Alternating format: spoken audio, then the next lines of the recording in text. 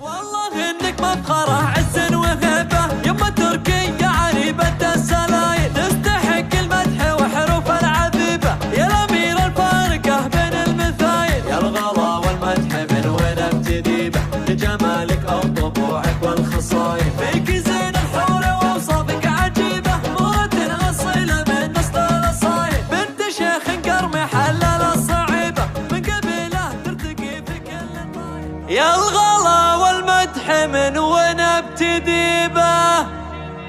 في جمالك او طبوعك والخصايل، فيك زين الحور واوصافك عجيبه، مهرة اصيله من نسل الاصايل،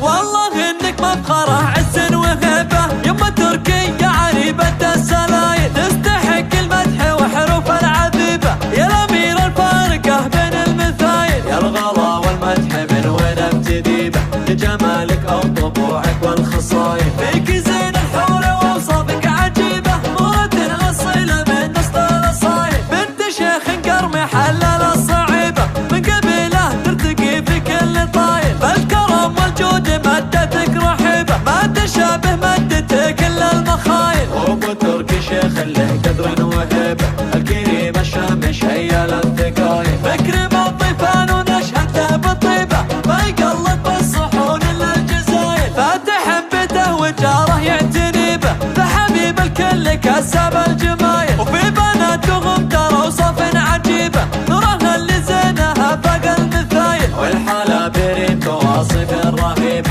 والدلع من الجمالها هواي، فيك زين الحور واوصافك عجيبه، مرة اصيله من نسل الاصايل، والله انك مفخره عز وهبه، يما تركية عريبة السلايل، تستحق المدح وحروف العذيبه، يا الامير الفارقه بين المثايل، يا الغلا والمدح من وين ابتدي به، لجمالك او طبوعك والخصايل، فيك زين الحور واوصافك عجيبه، مرة اصيله من نسل الاصايل، بنت شيخ قرمي حلل الصعيبه، من قبيله ترتقي في كل طايل، بالكرم والجود مدتك رحيبه، ما تشابه مدتك الا المخايل، ابو تركي شيخ له قدر وهبه، الكريم الشامش هيا للثقايل، فكر بالطيفان ونشهده بالطيبه، ما يقلط بالصحون الا الجزايل، فاتح بيته وجاره يعتني به، فحبيب الكل كسب الجمايل، وفي بناتهم ترى اوصاف عجيبه،